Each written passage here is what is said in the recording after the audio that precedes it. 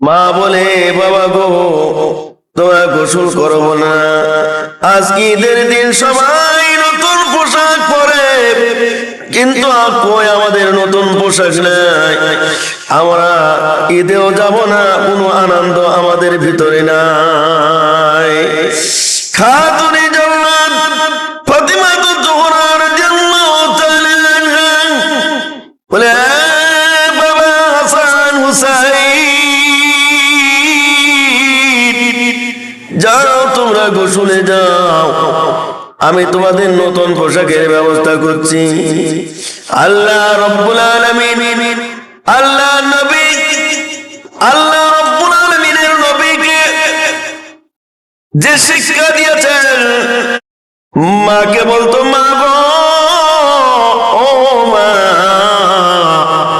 যখন তুমি বিপদে বালা মুসিবতে পড়বা, কারোর কাছে কিছু চাবে না, বরং আল্লাহর কাছে চাবা।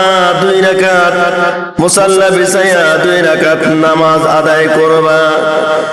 আল্লাহর কাছে জায়নামাজ বিছাইয়া লম্বা সিজদা দিবা, লম্বা সিজদা দিয়ে আল্লাহর কাছে চাইবা। আল্লাহ রব্বুল আলামিন তোমার সমস্যার সমাধান করবে। খাতুনে জান্নাত ফাতিমাতু জোহরা এই আদর্শ তিনি পেয়েছিলেন। অমনি হাসান হুসাইনকে গোসল করতে দিয়ে এবার তিনি জায়নামাজে দাঁড়িয়ে লম্বা সিজদা দিলেন। সিজদা দিয়ে এমন ভাবে কাঁদতেছেন আল্লাহর দরবারে, কাঁদতে কাঁদতে আল্লাহ রাব্বুল আলামিন হযরতে জিবরাইল আমিনকে পাঠিয়ে দিল। জিবরাইল, যা আমার বন্ধুর মেয়ে ফাতিমার কাছে চলে যা, 2 জনের জন্য 2টা জামা নিয়ে যা। এবার তিনি জামা নিয়ে আসেন, দরজার মুখে, দরজার সামনে জামা নিয়ে এসেছে। হাসান হুসাইন এসে দেখে মা জায়নামাজে সিজদায় রত, কাঁদতেছে আর শুধু কাঁদতেছে। 2 ভাই বলে, মা গো, ও মা, ওঠো গো মা, তোমাদের জামা দিয়া লাগবে না, তুমি সিজদার থেকে মাথা ওঠাও মা। আমরা বুঝতে পেরেছি তুমি জামা ম্যানেজ করতে পারো নাই বলে সিজদায় পড়েছো।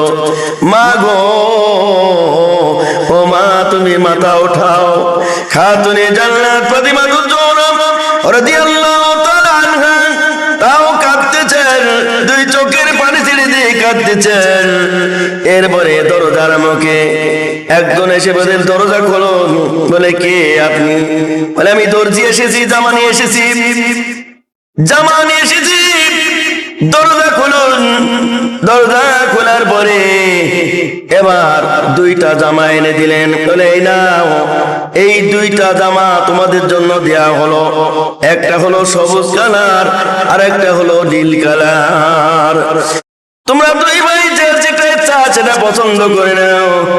দর্জি আসলো, এবার জামা 2 ভাইয়ের হাতে জামা দিলেন। জামা দেওয়ার পরে মাকে বলে, মা, ও মা, সিজদা থেকে মাথা ওঠাও গো মা, আর কাঁদতে হবে না, দর্জি আমাদের জন্য জামা নিয়ে এসেছে। মা গো, তোমার দোয়া কবুল হয়ে গেছে গো মা।